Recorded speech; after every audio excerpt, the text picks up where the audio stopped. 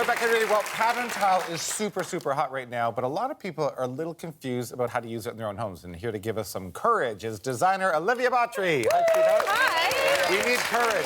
I'm here to give you courage. You can do it. Because pattern tiles, they're really, really hot, and they're everywhere, and you see them in all the magazines, but yeah, you kind of really got to know what you're doing if you're going to install them in your home. I think they make people a bit nervous. I think people are tentative about color and pattern, but there's lots of ways to incorporate into your home in a way that's subtle and not so intimidating. Yeah. Let's get to some photos here. First off, let's talk about the powder room. Yes, well, a powder room is a great opportunity to do something really fun because it's not a room that you spend an extended period of time in. Right. And it's not a room that you see every day. So it can be something, you can go a little crazy in there. I mean, these cases, they've really just used pattern tile on the floor, which is a great spot to add a little bit of interest because in a powder room, you don't have a lot of opportunity for furniture or fixtures or textiles that will add interest. Really, all you've got are the floors and the walls. And it's so many people just go for like, oh no, white floor and low, but this will just give you that character. Absolutely, which I think is so important. And also, it is very, very forgiving when it comes to cleaning, which I think people forget.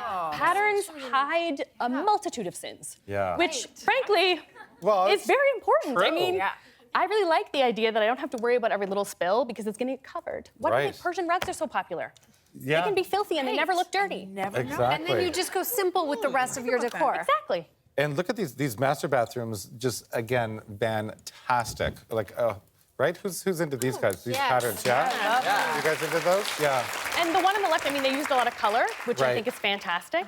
And the pattern kind of has a graphic, eclectic feel, which is really great. And to me, those are kind of classic patterns.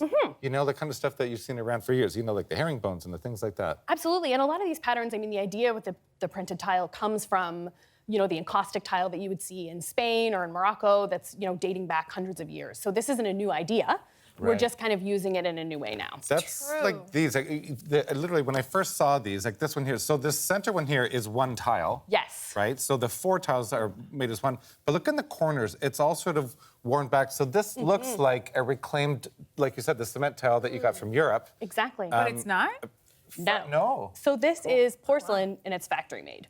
So you're getting the look of the old reclaimed tile without the cost of the handmade, individually printed tile. Faux distress, but again, you can really give your whole, like you said, a lot of newer homes are looking for these older reclaimed elements to kind of, make them look a little more lived in, less cookie cutter box-like. Yeah. Absolutely, and I work a lot in older homes, and in older homes, when you do a renovation, you're bringing in all these new surfaces. So it's fantastic any opportunity you have to bring in something that looks like maybe it was part of the original character of the home.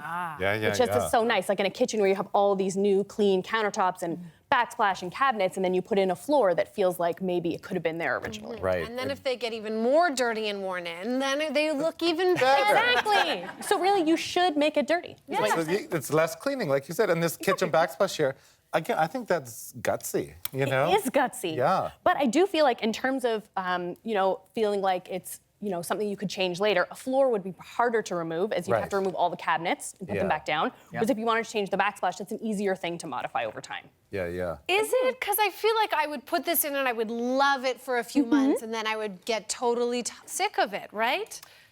I think it depends on the person. I think some people have an easier time dealing. I mean, some people are really drawn to color and pattern, and it makes them feel really joyful and happy. And I feel like if that's the case, you should have that on your walls. Yeah. Okay. There are definitely some people who really like kind of a more calm house where everything feels more monochromatic and simple. That's what you should have. And beige. That's trending in restaurants too. Those tiled.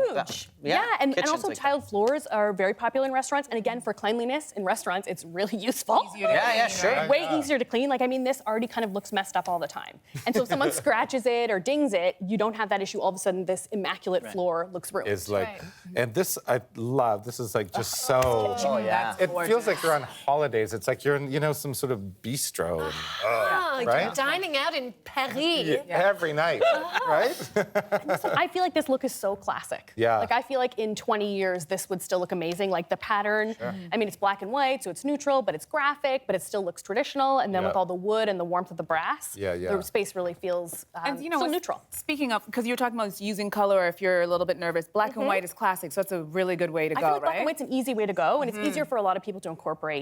And to also with black and white, if you have that on the floor, and if you're feeling like you want to add some color, you could add color in accessories or on the walls and still leave the black and white floor. So it kind of gives you more opportunities to change things up as you move ahead. And this one here, this one is you kind of. It's a bit much. It's risky, You know guys. what you're doing. This is, do not try this at home. This I is feel Steven Sabados area. Steven Sabados, you can do it. The pattern floor and walls, I feel like, I mean, it's an incredible look. This one, the floor and the walls are the same manufacturer. They're the exact same color palette. And the one on the wall is a smaller scale print, so it almost reads as a texture, which is why it works. This is not something I would suggest for everyone to try. But I feel like this is something in an edgy restaurant could be really cool.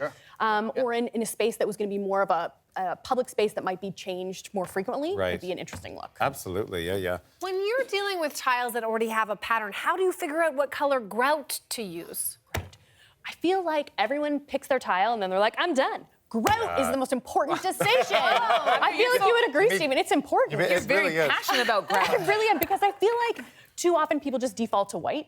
And personally, I feel like white is a poor choice because, number one, it absorbs liquid and dirt. It shows dirt really fast. It also yellows over time. So if your tiles are white, it's never going to look the same as your tiles. So you kind of have this, one of them's going to look dirty.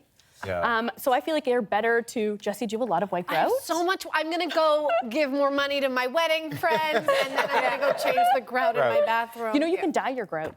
Can you? That is a thing. There is a product that you can paint on that dyes your grout. And talking about grout, so when you have an installer come in, this is a grout scale. So this is how many choices you I had no to idea change this was your even a grout. thing until you said Absolutely, that. And you can also have your grout custom tinted, which is another option, which people do. Who are these people? people Do this. Custom tinted grout. But it's important. It really changes the look of your tile. So if you want to emphasize a pattern on the floor, like a herringbone, if you go with a lighter grout, it's going to pop out the pattern. Okay, and not to, if I'm using, say I'm using this pattern, what grout color do I use? Well, it depends on what the other finishes are in your space. If you have another tile, you might want to tie the grout into that other tile. But with this, I would say you probably go with something dark. And probably I would pick out one of the darker colors in this, and so that the grout recedes and the pattern pops out. So don't go lighter, go darker. If you go lighter, the grout is going to pop out. So you're going to see the pattern more. Whereas if you go darker, the grout's going to recede and you're going to see the tile. This is amazing. I'm now forever going to go to people's houses and go, ugh, white grout. And look at sometimes. And like boring white tiles. No. Go for a pattern. And quickly, before we go, there's one on the table here that I wanted to show you guys, which is so bold and so fantastic. And you see it behind us in this picture, how it's used. And I love how it's used just almost as a runner. So it looks like an area rug. So you have an expensive tile on the floor as the runner, and then everything else is neutral, which is a great new way of using it. Well, and it's a great way to save money if you want to buy a really expensive tile, just use it in a small area. And in somewhere like an entry, sometimes you have an unusually shaped room, and it's tricky with pattern tile of where you cut the tile and where you break the pattern. If you do a kind of a centralized rug, like a mat in the middle with the pattern, and then do a plain tile in the border around it, you don't have to deal with all the awkward transitions at the corners. Where are they all from, these tiles? Where can I find These are all from Metro Source, which is a fantastic place that has a ton of pattern tiles. Cool. It's kind of their specialty. Good stuff. Thank you so much, Olivia. You're always so informative. I didn't know about grout, but now I know. Hey everybody, it's Steven Sabados. Do you want more like the video you just watched? Well, subscribe now and get more home decor, styling tips, and DIYs delivered to you daily. I hear subscribing is really on trend this season.